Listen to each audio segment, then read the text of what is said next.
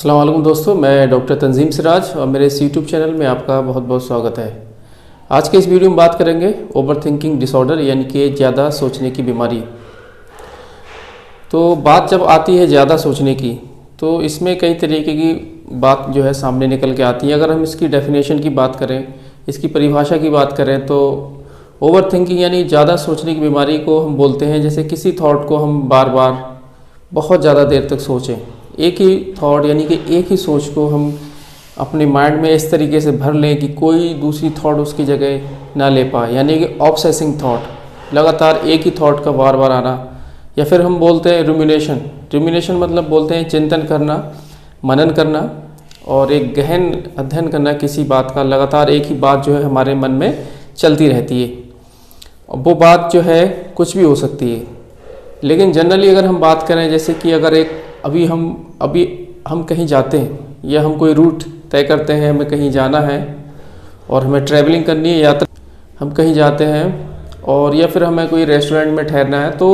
हमारी फैमिली हमारे साथ है, तो हमें ये सोचना पड़ता है कि ये रेस्टोरेंट है वो कितना सेफ्टी पर्पस से कितना अच्छा है, सिक्योरिटी कैसी है उस वहाँ की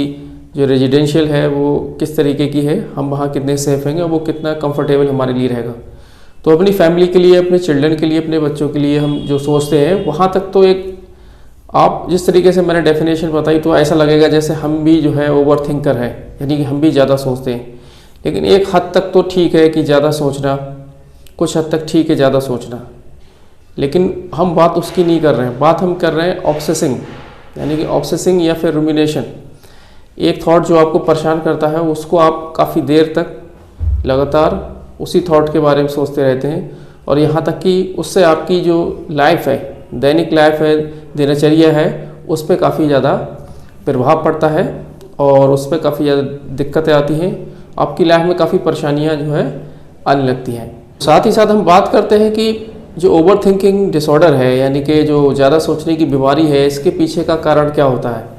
तो जहाँ तक हम देखते हैं कि इसके जो पीछे का रीज़न है, जो इसके पीछे का कारण है,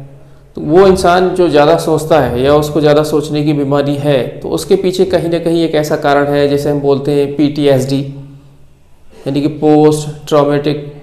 डिसऑर्डर, यानी कि कोई ऐसी घटना घटी उनकी लाइफ में या कोई ऐसा ट्रॉमा हुआ, कोई ऐसी उनको चोट लगी या किसी ऐसी घटना के बाद वो उस घटना को भुला ही नहीं पाते हैं,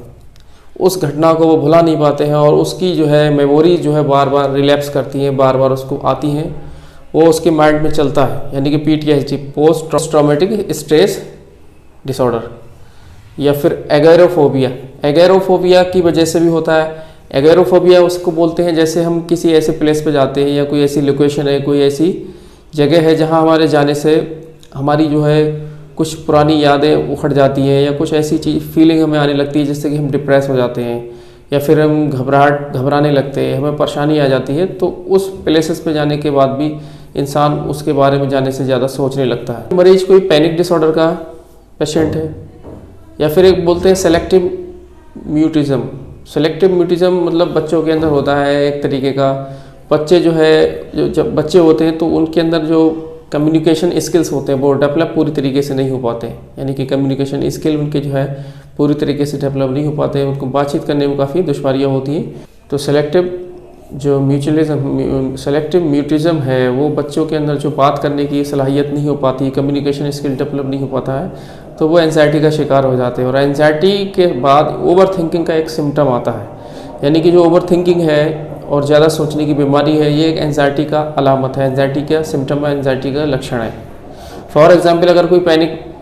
अटैक का पेशेंट है, यानी कि पैनिक अटैक उस मरीज को आते हैं, तो वो मरीज अगर कहीं जाता है, किसी मीटिंग में जाता है, किसी फंक्शन में जाता है, वो उसको एंजाइटी होने लगती है, उसको सोचने लगता है कहीं मुझे वहाँ पर, वो थिंकिंग देखो उसकी कैसे बनने लगती है, मतलब ज़्यादा सोचने लगता है कि मैं वहाँ जाऊँगा, उसके बाद वहाँ बहुत सारी भीड़ होगी, लोग मुझसे पूछेंगे मेरे बारे में कि मैं कैसा हूँ, मैं क्या वर्कआउट कर रहा हूँ, मेरी लाइफ में क्या चल रहा है, तो मैं कैसे जवाब दूँगा, अभी मैं बहुत पीछे हूँ। तो कई इस तरीके की थॉट, यानी कि एंजाइटी अबाउट फ्यूचर, या फिर ऐसा बोलते हैं मेटा एंजाइटी, बहुत ज़्यादा एंजाइटी उसको होने लगेगी। तो ये सोच वो बार बार जो उसके माइंड में आएगी, ओवर थिंकिंग लगातार ऑब्सेसिंग होगी,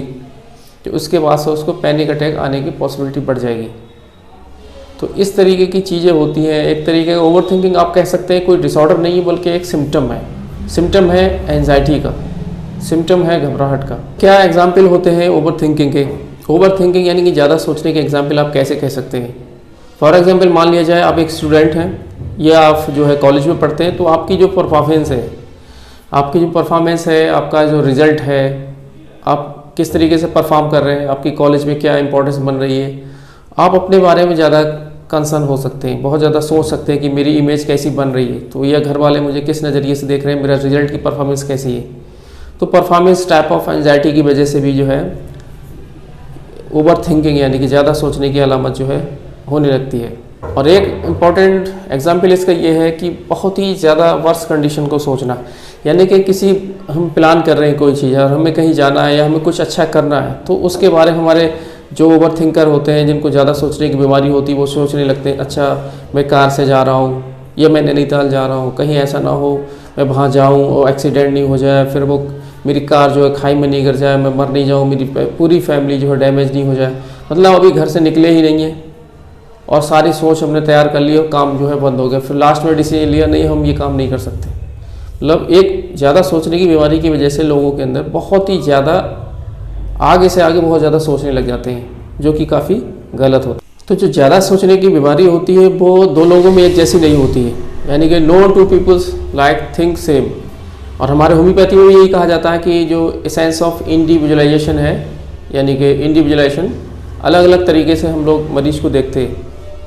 तो ज़्यादा सोचने की बीमारी जो है वो सभी लोगों की एक जैसी नहीं होती है, किसी को किसी चीज़ को लेकर ज़्यादा परेशानी होती है, किसी को किसी चीज़ को लेकर ज़्यादा परेशानी होती है। जहाँ तक मैं बात कर रहा था ऑब्सेसिंग की, यहाँ पर एक डिसऑर्डर भी होता है OCD यानी कि ऑब्सेसिव कंपल्सिव डिसऑर्डर। उस डिसऑर्डर की मैं बात नहीं कर रहा हूँ, लेकिन थॉट की जब बात चल रही है, ज़्यादा सोचने की बीमारी की बात चल रही है, तो एक ये भी होता है कि जैसे कोई थॉट है, कोई सोच है जो हमारे माइंड में घर कर गई है और उसके अलावा हम किसी को सोच ही नहीं पा रहे हैं। एक पेशेंट हमने देखा, उसको थॉट आता था कि जो है उसको हर जगह स्टूल दिखाई देता था,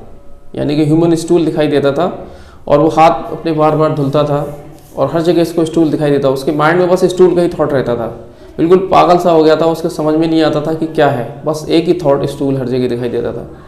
तो ये जो ऑब्सेसिंग है, रूमिनेशन है, ये जो है माइंड की जो सिचुएशन है, हमारे ब्रेन के अंदर केमिकल चेंजेस होते हैं और इस तरीके से केमिकल चेंजेस होने के बाद ये इस तरीके की थॉट हमारे अंदर आती है, ज़्यादा सोचने की बीमारी जो है मरीज को होने लगती है। इसके पीछे मैंने बताया PTSD post traumatic stress syndrome भी हो सकता है, या फिर कोई ट्रॉमा हो सकता है, एगोराफोबिया हो सकता है, या फिर वैसे ही कोई ग्रीफ या गम हो सकता है, कुछ ऐसी यादें हैं जो हम भुला नहीं सकते, या एब्यूज़ भी हो सकता है। वो एब्यूज़ किस तरीके से हुआ हमारा, या कोई डेथ ऑफ लव्ड वन भी हो सकता है, यानी कि किसी ऐसे इंसान की मौत हो गई जिसे आप बहुत चाहते थे, आपके माँ बाप हैं या भाई बहन है, उसके बाद से आपकी ज़िंदगी में इस तरीके के ख्यालात पैदा हो सकते हैं। या फिर सेपरेशन एंजाइटी डिसऑर्डर जिसे बोलते हैं, SAD। सेपरेशन एंजाइटी डिसऑर्डर में क्या है, वो इंसान जिसे आपके खोने का डर, वो इंसान जिसको आपको खोने का डर हो कि कहीं ये मेरी लाइफ से निकल नहीं जाए, कहीं मुझे छोड़ कर नहीं चला जाए, तो उसके छोड़ने से पहले आपके माइंड में इस तरीके के ख्यालात आ रहे हैं और आप जो है एंजाइटी के शिकार होते चले जा रहे हैं। तो ये है एक एंजाइटी के सिम्टम में भी बहुत सारी ज़्यादा सोचने की बीमारी के लक्षण जो है आने लगते हैं। तो ओवर थिंकिंग अपने आप में एक समस्या है। और तो दोस्तों, अगर आपको हमारे वीडियो अच्छे लगते हैं तो आप हमसे जुड़ सकते हैं। जुड़ने के लिए आप चैनल को सब्सक्राइब कर सकते हैं। बाकी अगर आपको कुछ पूछना है, आपके माइंड में कुछ क्वेश्चन है जो आप पूछना चाहते हैं, वो कमेंट बॉक्स में लिख सकते हैं।